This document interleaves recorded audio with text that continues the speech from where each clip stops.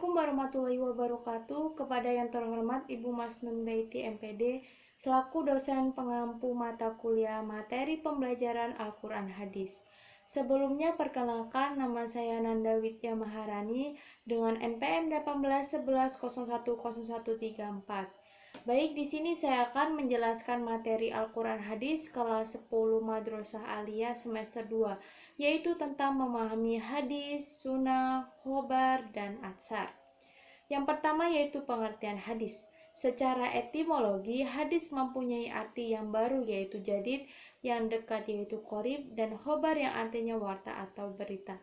Secara terminologi, hadis adalah ucapan, perbuatan, dan takrir Nabi Muhammad SAW. Apa itu takrir? Takrir adalah sikap diam Nabi. Jadi ketika beliau ditanya sesuatu, beliau hanya diam saja, tidak mengiyakan dan tidak pula melarang. Selanjutnya yaitu pengertian hadis menurut muhaddisin. Menurut muhaddisin, hadis yaitu adalah segala apa yang disandarkan kepada Nabi Muhammad SAW, baik perkataan dan perbuatan, serta takrir yang mencakup hadis marfu, hadis mauquf, dan hadis maktub. Yang pertama yaitu hadis marfu. Hadis marfu yaitu hadis yang disandarkan kepada Nabi Muhammad SAW. Yang kedua yaitu hadis mauquf, yaitu hadis yang disandarkan kepada sahabat Nabi. Yang ketiga yaitu hadis maktub, yaitu hadis yang disandarkan kepada para tabi'in. Dan yang kedua yaitu sunnah. Pengertian sunnah. Menurut bahasa, kata sunnah merupakan derivasi dari kata sana yasunu sunatan. Kata itu berarti cara, jalan yang ditempuh, tradisi atau adat kebiasaan atau ketetapan. Sunnah adalah segala yang bersumber dari Nabi, baik perkataan, perbuatan, takrir, dan perjalanan hidup beliau dari sebelum beliau diangkat menjadi Rasul atau sesudahnya. Menurut fuqaha, sunnah adalah segala perbuatan yang dikerjakan akan mendapatkan pahala, dan jika tidak dikerjakan, tidak pula mendapat siksa dan dosa. Yang ketiga yaitu khobar. Khobar menurut bahasa berarti berita yang disampaikan dari seseorang kepada seseorang. Mayoritas ulama melihat hadis lebih khusus yang datang dari Nabi Muhammad SAW.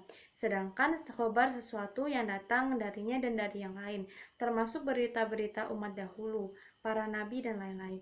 Misalnya yaitu Nabi Isa berkata, Nabi Ibrahim berkata, dan lain-lain, termasuk khobar bukan hadis. Khobar lebih umum daripada hadis dan dapat dikatakan bahwa setiap hadis adalah khobar dan setiap khobar belum tentu hadis. Selanjutnya yaitu pengertian atsar. Menurut bahasa, atsar artinya bekasan sesuatu, sisa sesuatu nukilan atau yang dinukilkan. Sebagian ulama mengatakan bahwa atsar lebih umum daripada khobar, yaitu bahwa atsar berlaku bagi segala sesuatu yang datang dari Nabi SAW maupun dari selain Nabi SAW. Selanjutnya yaitu persamaan hadis, sunnah, khobar, dan atsar. Menurut sebagian ulama, antara keempat istilah ini adalah muradif atau mempunyai pengertian yang sama, yaitu alasannya adalah segala sesuatu yang disandarkan kepada Nabi SAW, baik berupa perkataan, perbuatan, maupun takrir atau ketetapan beliau. Selanjutnya yaitu perbedaan hadis, sunnah, khobar, dan atsar. Hadis yaitu adalah segala sesuatu, ucapan, perbuatan, dan takrir Nabi Muhammad SAW. Sedangkan sunnah adalah segala yang dinukilkan dari Nabi Muhammad SAW, baik perkataan, perbuatan, dan takrir Nabi Muhammad SAW dan perjalanan hidup beliau dari sebelum dan sesudah diangkat menjadi Rasul. Sedangkan khobar adalah semua riwayat yang selain dinisbahkan kepada Nabi Muhammad tetapi dinisbahkan kepada sahabat dan tabi'in. Sedangkan atsar adalah sebutan yang lebih sering digunakan untuk perkataan sahabat Nabi Muhammad SAW, meskipun kadang-kadang dinisbahkan kepada Nabi Muhammad SAW sendiri. Selanjutnya yaitu perbedaan antara Al-Quran dan hadis. Perbedaan yang pertama yaitu perbedaan dari segi bahasa dan makna. Al-Quran itu diturunkan dengan bahasa dan maknanya langsung dari Allah Subhanahu Wa Taala. Sedangkan hadis adalah bahasa dan maknanya itu dari Nabi Shallallahu Alaihi Wasallam. Perbedaan yang kedua yaitu perbedaan dari segi periwayatan. Al-Quran itu tidak boleh diriwayatkan dengan maknanya saja, sebab bisa dapat mengurangi kemukjizatannya. Sedangkan hadis itu boleh diriwayatkan dengan maknanya saja.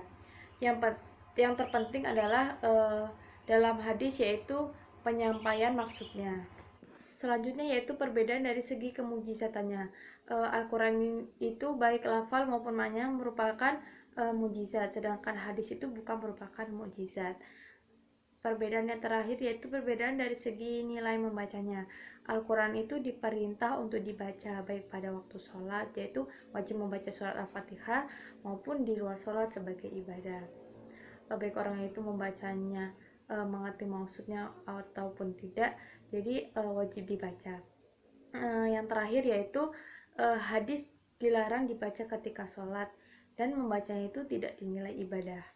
Mungkin itu saja penjelasan yang dapat saya sampaikan. Kurang lebihnya saya mohon maaf. Saya akhiri. Wassalamualaikum warahmatullahi wabarakatuh.